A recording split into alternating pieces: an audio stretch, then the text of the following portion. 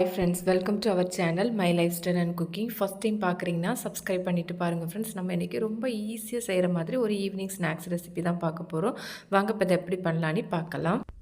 இது செய்கிறதுக்கு ஒரு பாத்திரம் எடுத்துருக்கிறேன். அதில் 250 ml கப்பில் 1.5 கப் அளவு வந்து கோதுமை மாவு வந்து சேர்த்துருக்கிறேன். நீங்கள் இந்த ரெசிபி மைதா மாவுலையும் செய்யலாம்.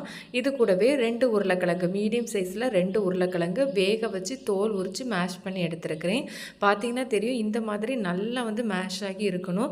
இல்லைன்னா நீங்கள் துருவி கூட நீங்கள் வந்து எடுத்துக்கலாம். உருளைக்கிழங்கை வேக வச்ச உருளைக்கிழங்கை நம்ம எடுத்து வச்சுருக்கிற கோதுமை மாவோட சேர்த்துக்கலாம். இது கூடவே ஒரு 1/2 டீஸ்பூன் அளவுக்கு ஜீரகம், 1/2 டீஸ்பூன் அளவு கரம் மசாலா, 1/4 டீஸ்பூன் அளவு மஞ்சள் தூள், 1/2 டீஸ்பூன் அளவு வத்தல் தூள் வந்து சேர்த்துருக்கிறேன்.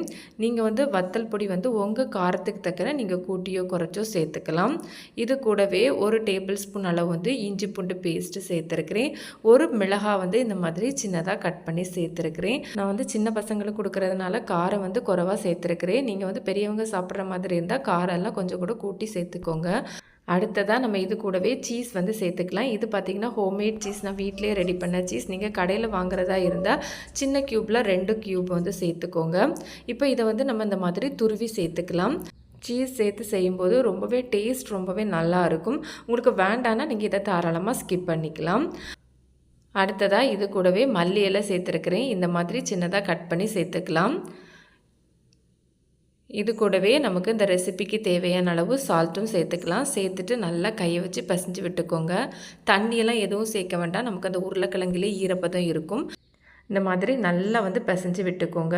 அடுத்ததாக இந்த மாதிரி ரஃப்பாக பிசைஞ்சதுக்கப்புறமா இது கூடவே ஒரு டேபிள் ஸ்பூன் அளவு வந்து ஆயில் சேர்த்து நல்லா ஸ்மூத்தாக நம்ம இதை வந்து பிசைஞ்சு எடுத்துக்கலாம்.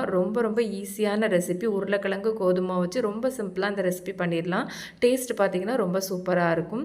இந்த மாதிரி நல்லா சாஃப்டாக பிசைஞ்சு எடுத்ததுக்கப்புறமா இதிலேருந்து 2 ஹாஃபாக இதை பிரித்து எடுத்துக்கலாம். 2 பகுதியாக இதை பிரித்து எடுத்துக்கலாம். அதுலேருந்து ஒரு உருண்டை மட்டும் எடுத்துருக்கிறேன். எடுத்துகிட்டு இந்த மாதிரி கோதுமை மாவு மேலே அப்ளை பண்ணி எடுத்துக்கலாம். எடுத்துகிட்டு நார்மலாக நம்ம சப்பாத்திக்கெலாம் தேய்ச்சி எடுப்போம்ல, அந்த மாதிரி தேய்ச்சி எடுத்துக்கலாம். ஆனால் ரொம்ப நைஸாக வந்து நம்ம தேய்ச்சி எடுக்க வேண்டாம். கொஞ்சம் திக்னஸ் இருக்கிற மாதிரி நம்ம இதை வந்து ஸ்ப்ரெட் பண்ணி எடுத்துக்கலாம். உங்களுக்கு பார்த்தா தெரியும், இந்த மாதிரி ஒரு திக்னஸ்க்கு ஸ்ப்ரெட் பண்ணி எடுத்துக்கலாம். அடுத்ததாக இந்த மாதிரி எக்ஸஸாக இருக்கிறத கட் பண்ணி எடுத்துகிட்டு ஒரு ஸ்கொயர் ஷேப்பில் கட் பண்ணி எடுத்துருக்கிறேன். நீங்கள் உங்களுக்கு என்ன ஷேப் வேணுமோ அந்த மாதிரி ஷேப்புக்கு வந்து இதை வந்து கட் பண்ணி எடுத்துக்கலாம். சப்பாத்தி கல்லேருந்து எடுக்கிறதுக்கும் நமக்கு ரொம்பவே ஈஸியாக தான் இருக்கும். இது போலவே நம்ம மீதி இருக்கிற அந்த மாவையும் நம்ம வந்து ரெடி பண்ணி எடுத்துக்கலாம். அடுத்ததாக இது ஃப்ரை பண்ணி எடுத்துக்கலாம். இந்த ரெசிபி பார்த்திங்கன்னா நம்ம ஷாலோ ஃப்ரை பண்ணி எடுத்தால் போதும். இந்த மாதிரி கொஞ்சமாக எண்ணெய் ஊற்றி ஃப்ரை பண்ணால் போதும். நான் வந்து கொஞ்சமாக எண்ணெய் எடுத்துருக்கிறேன். எண்ணெய் நல்லா சூடானதுக்கப்புறமா நம்ம ரெடி பண்ணி வச்சுருக்கிற ஸ்நாக்ஸ் வந்து சேர்த்துக்கலாம். பேனோட சைஸுக்கு தக்கன நம்ம ஸ்நாக்ஸை வந்து சேர்த்து ஃப்ரை பண்ணி எடுத்துக்கலாம். ஃப்ளேம் பார்த்திங்கன்னா ஓரளவு மீடியம் ஃப்ளேமில் வச்சு ஃப்ரை பண்ணி எடுத்துக்கோங்க. ரொம்ப ஹை ஃப்ளேமில் வச்சிங்கன்னா சீக்கிரமாகவே கரிஞ்சிரும். நல்லா ஒரு பக்கம் வெந்ததும் இதை வந்து மறுபக்கம் திருப்பி போட்டுடலாம். இது மாதிரி ரொம்ப சிம்பிளாக பண்ணுற மாதிரி நிறைய ஸ்நாக்ஸ், ஹெல்த்தி ஸ்வீட்ஸ் ரெசிபிலாம் இருக்குது.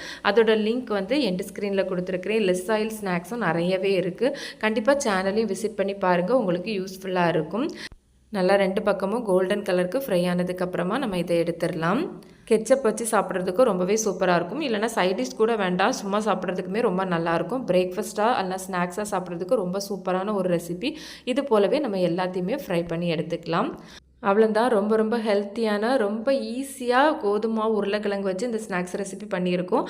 ரொம்ப சூப்பரான ஒரு டேஸ்ட்டாக இருக்கும். கண்டிப்பாக இதுவரை செஞ்சதில்லைன்னா கண்டிப்பாக ஒரு முறை செஞ்சு கொடுங்க. எனக்கு உனக்குன்னு போட்டி போட்டு சாப்பிடுவாங்க. அந்த அளவு சூப்பரான ஒரு டேஸ்ட்டாக இருக்கும்.